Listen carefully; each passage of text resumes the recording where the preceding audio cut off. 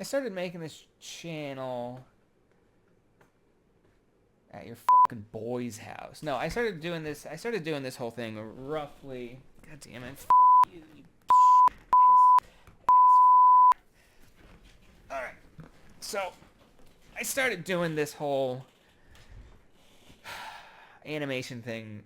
I was like 34, I think, when I first started doing it. So about 5 years ago. And I didn't even know how to draw. Like I just wanted to start a YouTube channel, and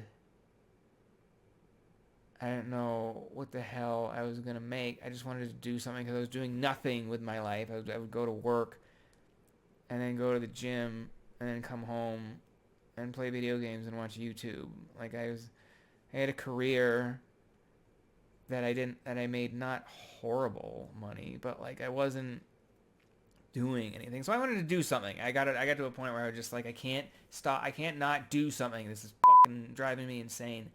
So I was gonna just originally just do like video essays. Like I watch a lot of video essays. I like a lot of like educational content, astronomy related, as you might have guessed, is a lot of what it was. But so I figured I would just do something like that. And I started to write some things about like some I wrote something about body dysmorphia because I have body image issues myself, but it just didn't. It felt I just didn't feel like I felt fake. It felt fraudulent, even though I was doing like research and like putting my own like life into it. I just felt weird. I don't know. I felt weird talking about myself. Which is part of why I'm doing this little thing right here because I want to get more used to it and be okay with it. But so I started. So I eventually I tinkered around with things, and I eventually just decided, you know what? You studied screenwriting in film school, and then you went to you went to real college, and you studied creative writing there too. I can sense you laughing at me. It's all right though. I also think it's pretty funny that's what I decided to major in. So I was like, I mean, what am I gonna do? I don't know how to do anything. I do know how to write. I did do that. I have experience editing video from film school. Like I am somewhat uniquely suited to already do the YouTube thing, but with fiction. So maybe I'll do some fiction, which is problematic in the sense that like you don't become well known through just animated fiction on YouTube. I know there are people obviously that make, Meat Canyon is an animator. He made it big, but he has his whole other thing. But I like him. He's funny. He's fucking funny. But like that's the only thing I'm suited to do and would be good at and want to do. It's also something that like you're pretty much guaranteed to not like have a big audience or have it get seen because that's just not the kind of thing that gets promoted in the algorithm like at all. Um, but do I want to just make shit that no one fucking gives a fuck about? Do you have to curse so much?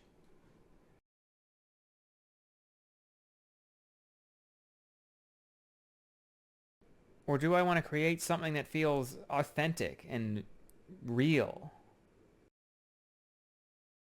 I'd rather do that. So okay, I decided I guess I'm doing some kind of fiction. I knew like, well, I can't do live action because that's way too expensive. I guess I'll kind of see if I can teach myself how to draw. So I just drew for a really long time, and I figured out how to draw things that represented what they're supposed to represent. Obviously, my artwork is relatively minimalistic, but it fits. It does what it's supposed to do. So I was confident, like, okay, well, I can do it. Maybe I can do this. So I started writing the story. The Silence on Titan was actually like I came up with that years ago. I was in a sober living house, lying in bed, hating myself. Um, and I thought I had the idea of someone getting stranded on Titan, specifically Titan, because I fucking love astronomy and I've always been obsessed with Titan. But um, a guy getting stranded on Titan. I think I liked it because I could relate to the theme of isolation, being through all the things I had been through in the previous 9 or so years before that, and where I was at the time in a sober living house, like with people surrounded by people I don't know.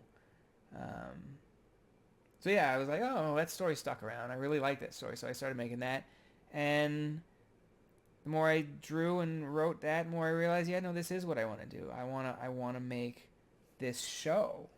I want to make this specific show, and more so the GSEC. Anyone that's actually watched this, my show, which nobody has, and if you're watching this, I don't know how you found this. If you don't already know me, but thank you for watching. But there's something called the GSEC, like that. That's a larger, much larger thing will go after this series. Like that's the continuation of this world. Is that group? This thing with Ben and Elaine is just their story. They're super important to everything, and they're important to me. But they are singularly. This story is their story, and that's it. But anyway, so yeah, that's what I'm doing. I decided that's what I'm doing, and I'm obsessed with it. I'm totally fixated on it, and I love doing it. And I want to be honest, like I'm doing this because I love doing it, and it's really important to me, and it means a lot to me. But it sucks doing all this work and having no one find it. I can't lie about that. There's no point in lying about that. It's an emotion I have, whether I want to have it or not, so I can't just ignore it.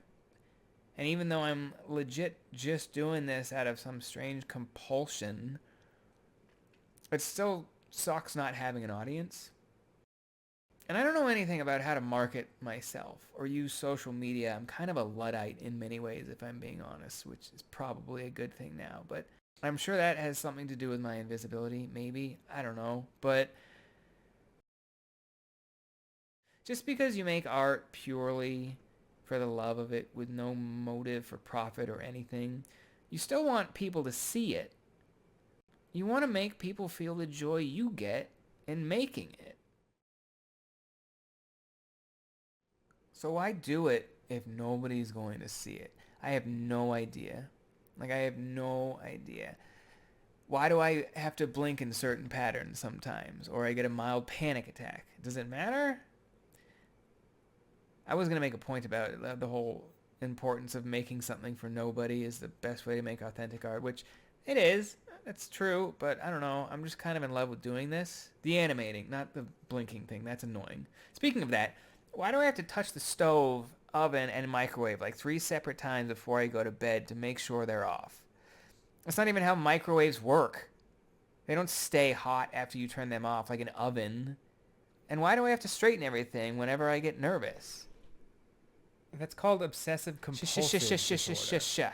Okay, so why do random things seem to arbitrarily bring back these intense emotional flashbacks from moments in the darkest parts of how I used to live and give me these super brief, super intense, terrifying panic attacks? Wait, does that actually happen to you? Maybe. You should get some help with that. Fuck you. Fuck you. Fuck off. You fuck off. You want to fight? Alright, go away. Alright, bye. What are you guys doing over there?